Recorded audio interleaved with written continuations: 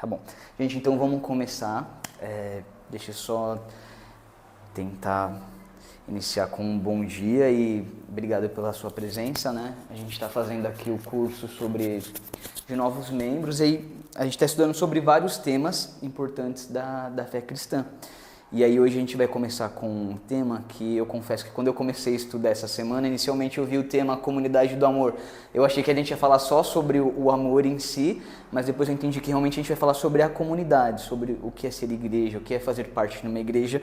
E aí eu quero te convidar a participar disso, né? Eu vou compartilhar com vocês alguns textos, alguns versículos bíblicos sempre importantes, mas eu acho muito importante a participação também de vocês, com dúvidas, perguntas, né? O material que a gente tem e o material que a gente vai usar aqui que está no slide é um material que vocês já têm disponível no grupo da igreja.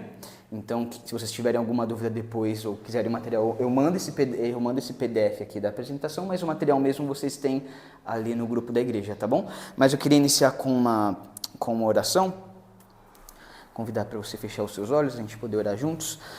Senhor, muito obrigado, Pai, por esse dia. Nós te agradecemos, Senhor, porque o Senhor tem cuidado de nós. Nós agradecemos pela nossa vida, agradecemos por essa semana que passou, Pai. E, Senhor, nós te pedimos que o seu Santo Espírito, Pai, possa iluminar as nossas mentes, que a gente possa aprender mais de Ti e que a gente saia daqui edificado, Pai. Tudo o que nós pedimos, nós te agradecemos. Em nome de Jesus, que nós oramos hoje e sempre. Amém. Quero te convidar para quem estiver com a Bíblia fácil, a gente abrir lá no Novo Testamento, a gente vai abrir Atos. Então a gente vai abrir no livro de Atos e a gente vai ler bem no comecinho Atos capítulo 2. E aí só para recapitular com vocês, em Atos no capítulo 2, ou talvez até mesmo no livro de Atos, ele vai contar muito sobre o relato de como que se deu a igreja depois de Jesus ter ido ao céu, né? O que aconteceu.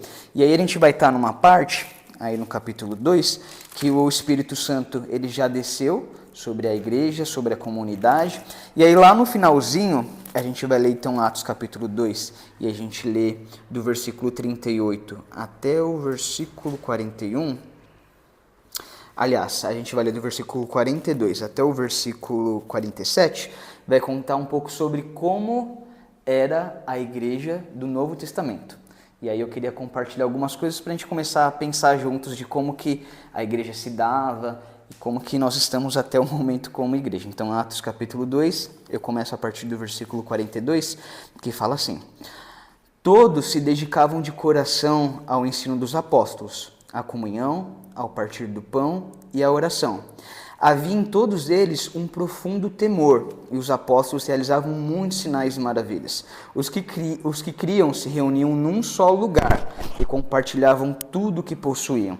Vendiam propriedades e bens e repartiam dinheiro com os necessitados. Adoravam juntos no templo diariamente. Reuniam-se nos lares para comer e partir o pão com grande alegria e generosidade, sempre louvando a Deus e desfrutando a simpatia de todo o povo. E a cada dia o Senhor lhe acrescentavam aqueles que iam sendo salvos. Aqui a gente vai ver um relato sobre a igreja do Novo Testamento, e eu me recordo que há uns 4 anos atrás, que quando eu comecei a preparar o TCC, quando eu estava estudando teologia, eu quis estudar sobre a tecnologia, a transmissão de culto. Em determinado momento, quando eu pensei em falar tecnologia, eu pensei muito em tecnologia, só que como eu ia falar culto e tecnologia, eu tinha que entender o que era o culto.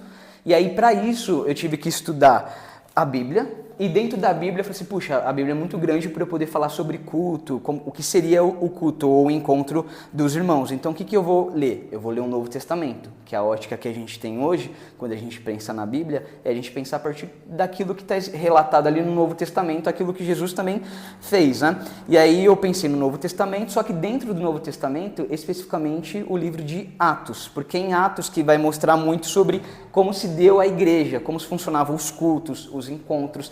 E aí aqui só nesse texto que a gente viu, a gente vai ver várias coisas. A gente pode ver que eles se reuniam num só lugar, a gente pode ver que eles estavam juntos, que eles partilhavam o pão e que era uma comunidade de certa forma unida, e no finalzinho vai falar que era uma comunidade que crescia. Então a gente vai ver alguns aspectos da igreja primitiva, né? Mas eu quero usar um pouquinho do material que a gente que a gente está estudando, e a ideia é o quê? É no final dessa aula a gente conseguir responder essas perguntas. Então a primeira pergunta é: quem instituiu a igreja? Quando a gente olha, quem que foi a primeira pessoa que instituiu a igreja? Segundo, quais são algumas metáforas bíblicas para a igreja? Quais são os exemplos que a gente pode olhar na Bíblia que fala o que seria ser a igreja, né?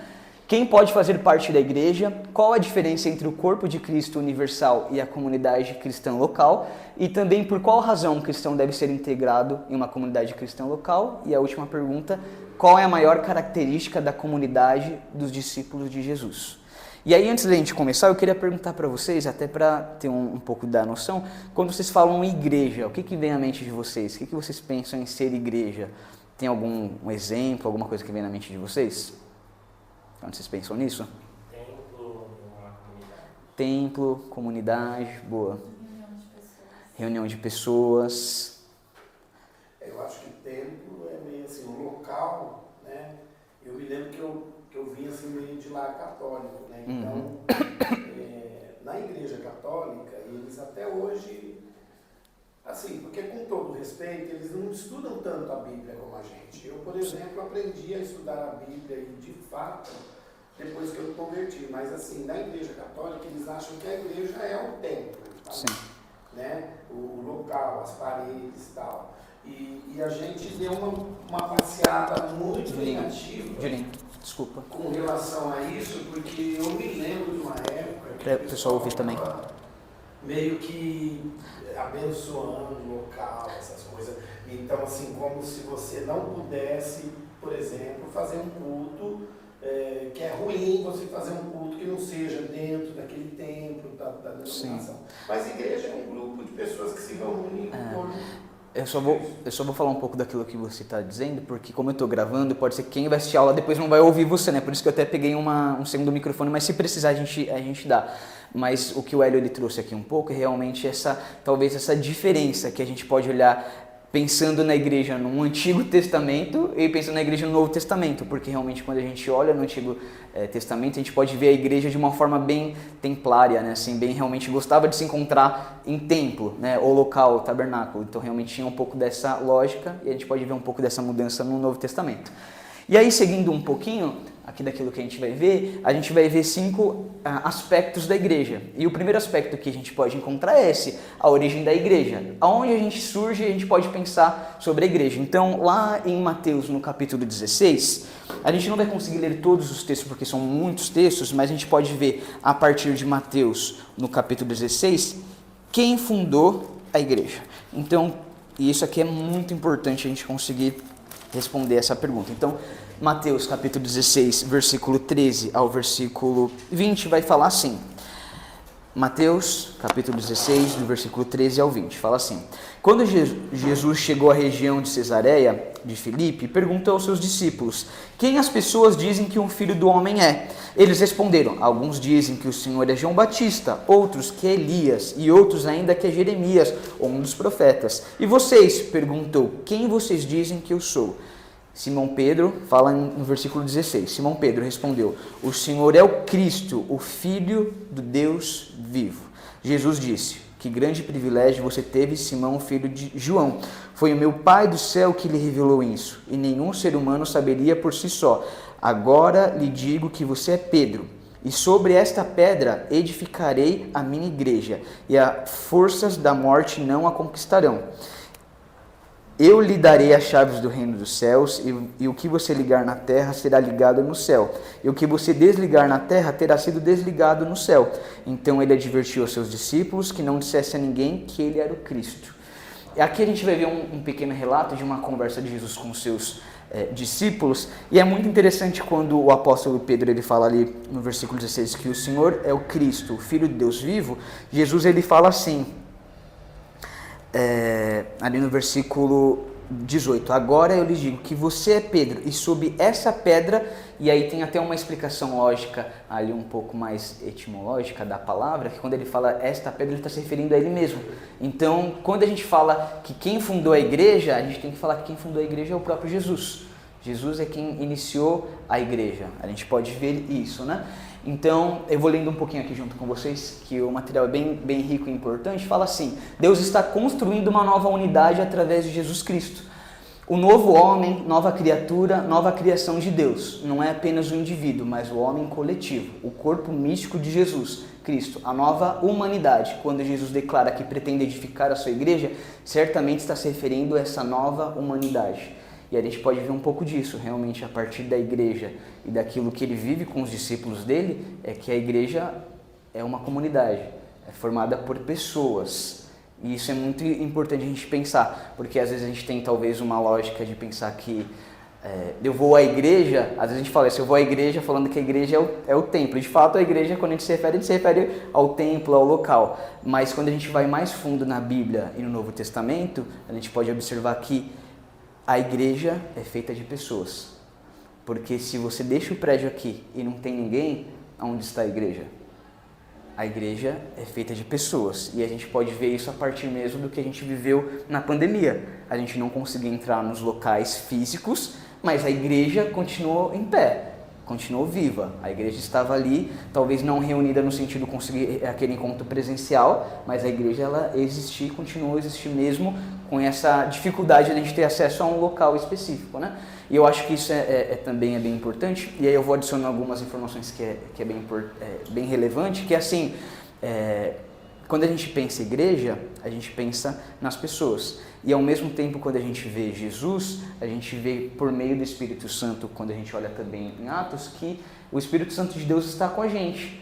Então, no Antigo Testamento, existia uma lógica de dizer que Deus estava somente naquele templo, naquele tabernáculo e no Santíssimo do Santíssimo, só naquele lugar. Só que quando a gente vê, a partir do Novo Testamento, muda essa lógica, que o Espírito Santo está com a gente em qualquer lugar que a gente está, ou seja, na escola, seja no trabalho, na faculdade, em casa. Então, o Espírito Santo estando com a gente, a igreja está em qualquer lugar, e aí, nesse sentido. O nosso corpo é o templo. Isso, a gente pode ver isso também no Novo Testamento, é uma das falas, né, que o nosso corpo é o templo do Espírito Santo, onde ele habita, né? Diego, só uma coisa. Por favor. Uma questão técnica. Com esse microfone ligado, não vai duplicar os ruídos entre a sua Pode fala ser que sim, e eu ele? nunca fiz, então é melhor desligar no botãozinho do lado. Obrigado. E aí, continuando aqui, falando só um pouco da etimologia da palavra, que também é importante, né? Na primeira vez que a palavra grega eclésia ou eclesia, que a gente pode ver, é muito interessante, porque a palavra igreja vem dessa palavra, eclésia ou eclesia. E é bem legal porque eles usavam esse termo bem de uma forma, se falando de comunidade. E até naqueles encontros civis que eles tinham para fazer uma assembleia, uma reunião para tomar alguma decisão, eles usavam que era a eclesia, aquela reunião de membros, né? Ou de pessoas, enfim, encontros. E a gente pode pensar nisso também, que a igreja de fato é a comunidade. Então, se a gente pensar mesmo na pandemia, cada um na sua casa, mesmo a gente distante, não estando reunido presencialmente, a comunidade ela continuava. A gente tinha essa relação com os irmãos, a gente fazia videochamada, a gente tinha vários encontros, mesmo que online, porque mesmo online a igreja se fazia presente e existente. Isso aí é bem importante a gente passar. Eu vou passando um pouquinho aqui do conteúdo, e aí se vocês lembrando de alguma coisa a gente vai pontuando, né? E aí, qual que é a composição da igreja? E aí a gente vai um pouco mais fundo no que a gente leu no livro de Atos, no capítulo 2, sobre, de fato, o que seria essa composição da igreja. A igreja é composta do quê? Primeiro, são as pessoas, né, que aceitam o evangelho de Jesus Cristo. Então, para fazer parte da igreja, a pessoa ela tem que aceitar, de fato, o evangelho de Jesus Cristo ou entender aquilo que Jesus ele fez por nós. Segundo, se arrependem de seus pecados e recebem o perdão de Jesus. Então, quando eu falo de Jesus, e eu estou falando que a igreja é composta de pessoas que aceitam o evangelho de Jesus e quem de fato Jesus a gente também se arrepende do nosso pecado, dos nossos erros, e acreditando que nós somos pessoas falhas e pecadoras, mas mesmo assim o Senhor nos perdoa, no sentido que aquilo que Jesus ele fez na cruz, ele fez de uma única vez e por todos nós, no sentido de nos salvar e trazer essa redenção para a nossa vida, né? Então, de fato, a gente se arrepende dos nossos pecados, entendendo o lugar de Jesus na nossa vida. Terceiro, se submetem ao batismo em nome de Jesus. E eu acho que esse aqui é um ponto super importante, porque a gente está na sala de novos membros, né? Inclusive, muitas pessoas que vão assistir online vão participar também do batismo, que o batismo ele tem uma importância muito grande em ser igreja, porque no momento que eu sou batizado, eu não só falo isso para mim mesmo, que eu aceito a Jesus, mas eu mostro às pessoas, ao mundo, que realmente eu estou entendendo quem Jesus é de fato na minha vida. Então o batismo, ele é talvez uma confissão pública, né? É um relato público de quem realmente a gente entende que Jesus é, e de alguma forma é de fato uma ordenança, no sentido que a gente sabe que tem a sua importância no local da igreja, né? Embora, só posso falar uma coisa? Pode falar, Lio. Embora é a profissão de fé da pessoa, né? Profissão de fé. Você conta como é que você se converteu. Sim. É isso que de fato define se o camarada é cristão, porque a gente já viu de tudo, né? Igreja batizando gente que não era salva. Não é que não era salva, não conhecia bem a doutrina da salvação, entendeu? Então, assim, eu sou batista e tal, acho que pra gente é até fácil ficar falando isso, mas a gente tem que lembrar que o batismo não tem nada a ver com salvação. Muito. Aí a gente lembra do Adão da Cruz e de outras passagens na Bíblia, porque a gente não pode, assim, entre aspas, idolatrar batismo. Quer dizer, porque todo mundo fala assim, você é batizado, quando você fala que é evangélico, né? Você é batizado, como se isso fosse a definição. A definição não é. A definição é a profissão de fé. Então, sabe que tem uma coisa que eu gosto muito na igreja presbiteriana, eles valorizam muito isso.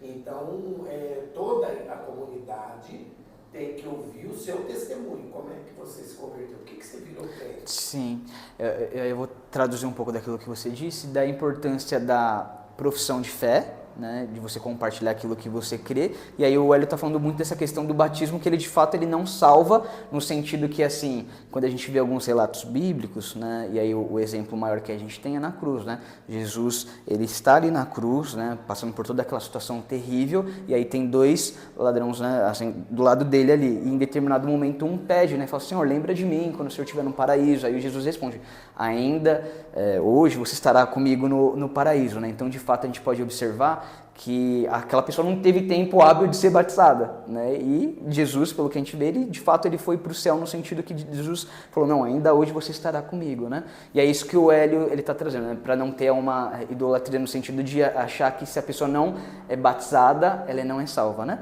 E aí, assim, eu não vou entrar também tanto nesse detalhe, porque são muitos pontos, né? Mas a gente sabe que, de fato, o batismo em si não é o ato que salva, mas a gente sabe da importância de a gente se batizar e de mostrar realmente ao mundo quem Jesus é na nossa vida, e ao mesmo tempo, e aí dando um pouquinho mais de detalhe, quando a gente fala da Igreja Batista, né, a gente tem ali uma assembleia para poder realmente fazer esse batismo e oficializar a pessoa como membro da igreja, e tem um momento que a gente vai chamar de profissão de fé, que é aquele momento que a gente vai fazer algumas perguntas, né, para a pessoa. Falar assim: você acredita em Jesus? Me fala um pouquinho sobre o seu processo de conversão. E aí é um pouco dessa confissão aberta, né, de você falar: puxa, Jesus é o meu Senhor, e aí você contar um pouquinho sobre a sua história com Jesus, né? Então tem essa profissão de fé que a gente sabe também que é bem importante, esse relato.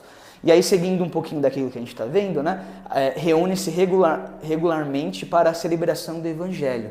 E aí, esse ponto aqui já daria um curso inteiro, que foi praticamente o curso que eu dei, porque a gente coloca que reúne-se regularmente, porque quando a gente olha no Evangelho, ou aliás, quando a gente olha em Atos, a gente pode ver que a igreja se encontrava, se reunia presencialmente ali, pelo que a gente entende no Novo Testamento.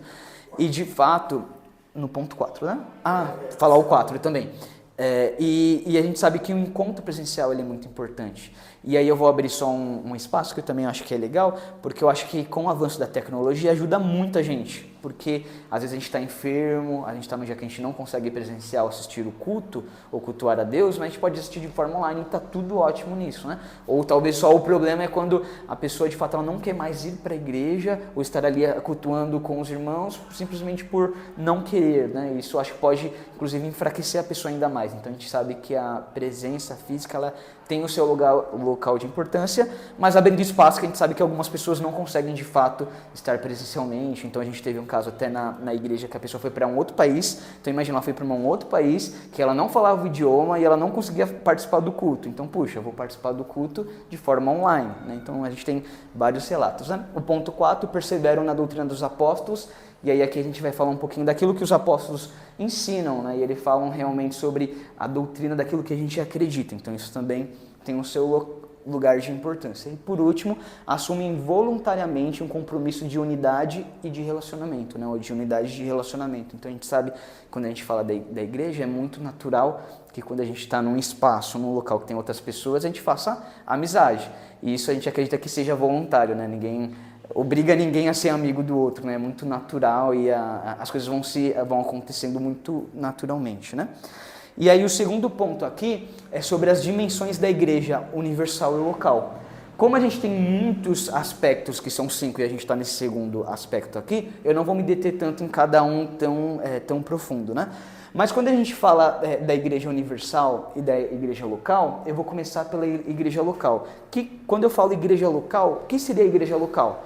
Então eu vou pensar a partir da Igreja Batista 21. A Igreja Batista 21, que é uma igreja local, e é composta por aqueles irmãos que fazem parte já da igreja. Então eu tenho a Patrícia, eu tenho o Hélio, eu tenho o Reinaldo, eu tenho o Lucas, eu tenho a Isa, eu tenho várias pessoas que fazem parte dessa igreja local, né? Então são os irmãos que fazem parte daquela igreja, de um local específico, no momento específico.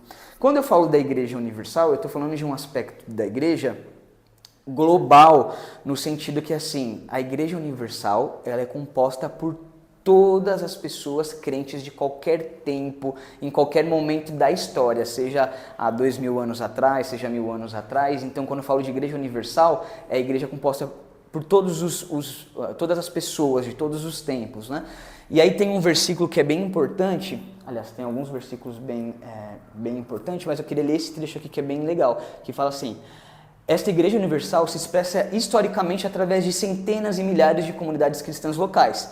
A igreja que está em Corinto, na casa de Áquila e Priscila e assim por diante, né? Por isso é que no Novo Testamento usa a palavra eclésia ou eclesia para referir-se tanto à igreja quanto às igrejas. Jesus, quando falou a respeito do processo de disciplina na igreja, fez referência à comunidade cristã local, pois seria um absurdo de interpretação imaginar que o irmão em pecado fosse apresentado à igreja em sua dimensão universal.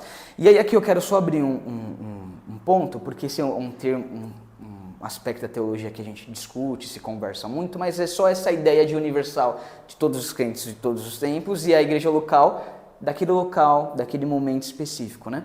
E aí eu vou fazer uma distinção tentando apoiá-los também no entendimento, que assim, existe uma igreja local, que é a Igreja Batista 21. E essa igreja é feita por pessoas. Então, a partir do momento que a pessoa entende que ela quer fazer parte da igreja, ela vai passar por um processo na Assembleia, ou seja, de batismo, de transferência, de reconciliação, de aclamação e assim por diante. Então, a gente tem um hall de membros, de pessoas que estão ali naquela comunidade.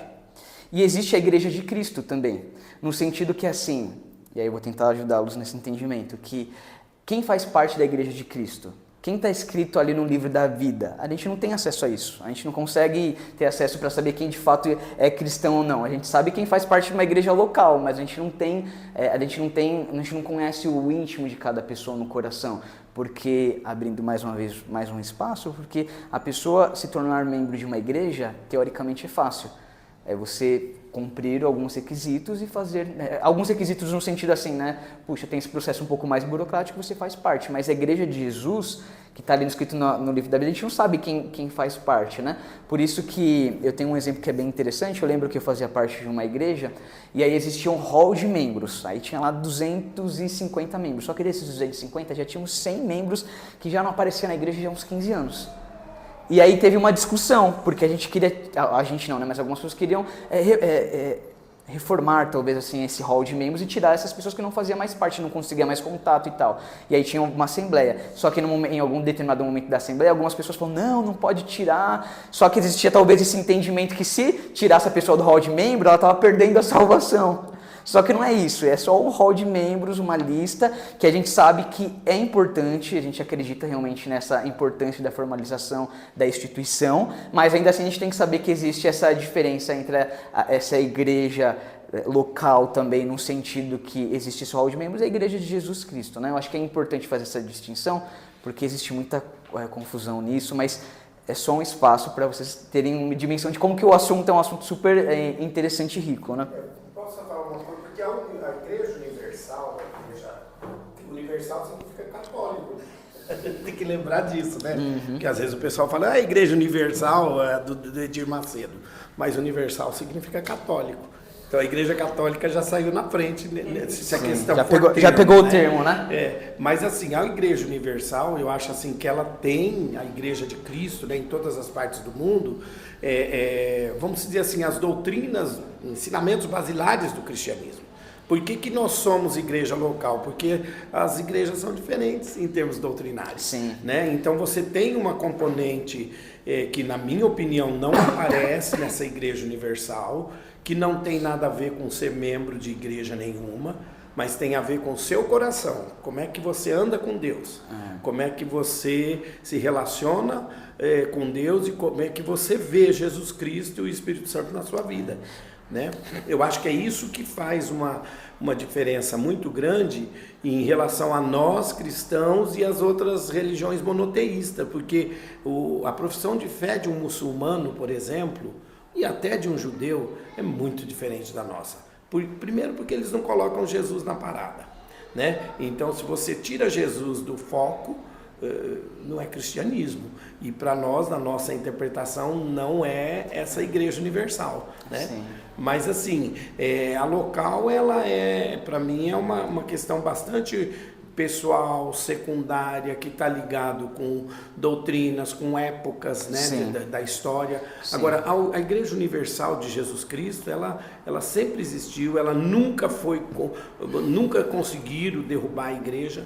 Né? Eu vi só para concluir, uma fala do pastor Ariovaldo Ramos, ele é muito pela doutrina assim, trinitariana, né, do Deus Pai, Filho e Espírito Santo, e sobre a igreja. Então ele trouxe umas coisas muito interessantes, porque toda vez que tentaram destruir a igreja de Cristo, Deus atuou, né? Por exemplo, no Império Romano, aí ele foi fazendo assim uma cronologia muito interessante, inclusive para quem é um professor de história aprende muito, né, quando tem essas coisas, porque na história não se costuma estudar a história da igreja, né? Sim. Então eu acho que é isso, a igreja universal ela é uma coisa, e a igreja local, porque às vezes ela pode até não ser a igreja de Cristo. Sim.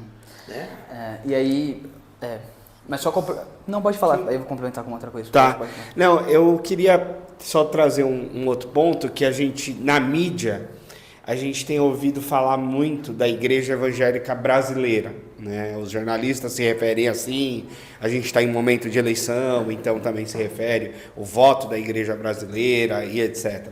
Mas essa categoria, igreja brasileira, igreja de um país, ela não existe na Bíblia, no sentido de que essa perspectiva de igreja de um país ou até igreja de uma cidade é uma perspectiva de análise sociológica. Da perspectiva sociológica ou até da ciência das religiões, a gente pode falar que existe uma igreja brasileira, uma igreja colombiana, uma igreja norte-americana. Mas em termos bíblicos, as dimensões da igreja são essas duas.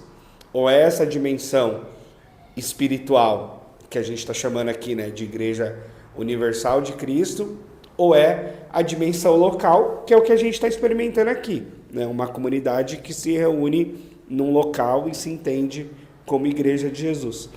Então é interessante, porque às vezes eu vejo pessoas levantando muita bandeira e batalhando assim, se desgastando talvez pela igreja brasileira. E no aspecto bíblico ela sequer existe, no sentido de que essa coisa da igreja brasileira é só a nível de análise geopolítica, sociológica e tal.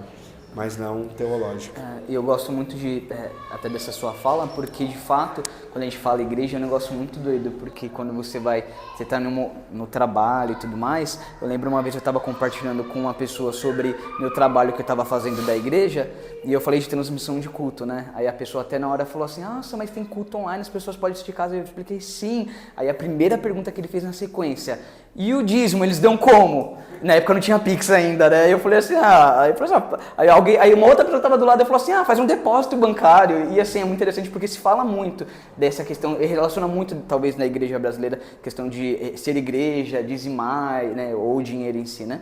E aí eu faço a separação, não separação, mas eu tento colocar assim, para entender um pouco, quando eu falo de igreja, talvez a igreja pensar que existem as igrejas históricas, né? Intrabatista, presbiteriana, anglicana, metodista e assim vai, as igrejas pentecostais, né, que a gente conhece aqui, a Assembleia de Deus, e tem uma ênfase talvez mais realmente no Espírito Santo, e aí a gente pode ver também as igrejas neopentecostais, que aí talvez entra Deus e Amor, a Universal, que tem uma ênfase talvez na teologia da prosperidade. Então existem algumas diferenças de doutrinas e tudo mais, né? Só que esse aí também já dá uma outra aula só sobre esse assunto, né? E aí caminhando já um pouco para o conteúdo que a gente está vendo aqui, eu acho que é importante a gente pensar que a igreja é feita de pessoas e a igreja tem vida própria no sentido que a gente sabe que as pessoas são diferentes e as pessoas têm hábitos diferentes. Então a gente pode entender que existe a dinâmica da vida da igreja. E como se dá essa dinâmica? Ela se dá de 3 formas. Primeiro, a unidade do corpo de Cristo. Então quando a gente olha 1 Coríntios, no capítulo 12, é que o texto ele é um pouquinho longo, mas fica aí o convite para vocês lerem em casa, mas em 1 Coríntios, no capítulo 2, vai fazer essa relação da unidade do corpo de Cristo, né? Então, o corpo não é um membro, mas muitos, porque assim como o corpo é um, e tem muitos membros, em todos os membros do corpo, embora sendo muitos, formam um só corpo, assim também é Cristo, há muitos membros, mas um só corpo. No sentido que se a gente pensa que a igreja é um corpo, a gente tem um dedo, a gente tem um rim, a gente tem um olho, a gente tem um ouvido. Então a igreja é composta de várias pessoas, né? E cada um com a sua importância e o seu local, né? A gente tem muito disso, né? Então a unidade do corpo de Cristo, a diversidade do corpo de Cristo, né? Se o pé disser, porque não sou mão, não sou do corpo, nem por isso deixarei de ser do corpo. E se a orelha disser, porque não sou olho, não sou do corpo, nem por isso deixará de ser do corpo. Se o corpo todo fosse olho, onde estaria o ouvido? E se todo fosse ouvido, onde estaria o olfato? E isso eu acho que é muito legal, muito importante, porque de fato se o corpo fosse composto somente de olho, e como que eu faria para ouvir ou para falar? Então de fato tem a sua importância, né? Eu gosto de falar muito que a igreja, eu aprendi isso com um movimento que é bem legal, que chama Movimento Mosaico, que as pessoas, talvez de uma forma, ela tem as suas riquezas e a sua pobreza. Então, no sentido que, assim, você é rico com muitos dons e talentos, e talvez tem pessoas que não têm esses mesmos dons e talentos com você. E aquilo que Deus te deu de riqueza, você pode compartilhar com a outra pessoa. Então, sei lá, eu sei ensinar, mas eu não sei cantar. Inclusive, eu sou péssimo em cantar, mas tem uma outra pessoa que vai edificar a igreja cantando com o seu dom. E assim por diante, né? Então, a gente sabe que existe essa diversidade, a importância da diversidade do corpo de Cristo. E aí tem por último a mutualidade do corpo de Cristo. E se o olho não pode dizer à mão, não tenho necessidade de ti, nem ainda a cabeça aos pés, não tenho necessidade de vós, antes os membros do corpo que parecem ser mais fracos são necessários, para que todos os membros tenham igual cuidado uns dos outros, né? Então a gente entende que a igreja é composta de várias pessoas e é mútuo, é recíproco, a gente está ali o tempo todo mais juntos, entendendo que a nossa fé, ela não é uma fé individual, né? Não tem como eu dizer, puxa, eu sou cristão e eu vou ter só a minha fé e não vou compartilhar com ninguém, é muito difícil, né? Então, de fato, a gente entende que tem essa mutualidade, né? Assim, esse simultâneo com todos ali juntos, com a comunidade. E aí o último aspecto é o funcionamento da igreja. E aí o funcionamento da igreja, quando a gente vê no material, tem vários versículos bíblicos também que vão falar um pouco disso, né? E aí, começando aqui dessa primeira parte, um dos aspectos da nossa humanidade criada à imagem e semelhança de Deus é a vocação para os relacionamentos interpessoais. O ministério da Santíssima Trindade indica que Deus é um só, mas em 3 pessoas. Deus é uma unidade perfeita de relacionamentos entre pessoas que compartilham da mesma essência. E aí aqui está um ponto que eu não vou entrar nesse detalhe, que também é uma outra aula, falar sobre a Trindade, mas a gente acredita que Deus é um Deus triuno, no sentido que Ele é Deus Pai, Ele é Deus Filho e Ele também é Deus Espírito Santo. E a gente pode ver desde o início ali, se a gente pega o Antigo Testamento, quando Deus fala, façamos o homem a nossa imagem e semelhança, Deus é plural, Ele sempre foi comunidade, Ele sempre foi três, né? E é interessante quando a gente vê bem no comecinho também, lá no versículo 1, fala que a terra era sem forma e vazia, mas o Espírito Santo de Deus pairava sobre a superfície da terra. Então desde o início a gente pode ver essa comunidade, o Espírito Santo, Deus criando o universo, e Deus é um Deus plural, e da mesma forma é um exemplo pra gente, que a gente também a gente é comunidade, a gente precisa de outras pessoas para poder funcionar, para conseguir se relacionar com as pessoas, né? Eu não sei que oração, eu estou com medo de passar muito horário. 2 para 10, 5 e... Tá. É 5, né? Pode ser. Alguém tem alguma dúvida? Uma pergunta? Eu acho que você está falando coisas muito profundas. Muito sabe? profundas, sim. Que eu levei muito tempo para aprender. A doutrina da Santíssima Trindade, né? A doutrina da Santíssima Trindade, ela cabe estudos, e a própria Igreja Católica, muito antes de nós protestantes existirmos, eles já estudavam isso. Sim. Né? Porque o grande erro é quando você vê só o lado humano de Jesus, né? Achando que Jesus é o profeta maior, ou como os muçulmanos acham e os judeus, ou que Jesus foi uma figura criada, como foi Lúcifer, por exemplo, que depois virou o diabo. Então, assim, são coisas profundas, mas eu espero que vocês e todos nós, assim, continuemos, porque aí sim está uma doutrina, né, basilar do cristianismo. Sim. Porque tem muita gente aí falando bobagem a respeito da Santíssima Trindade ou tentando desacreditar. Porque o fato de eu não entender um Deus que se manifesta em 3 pessoas e que é realmente uma comunidade, uma unidade, ele não deixa de existir, né?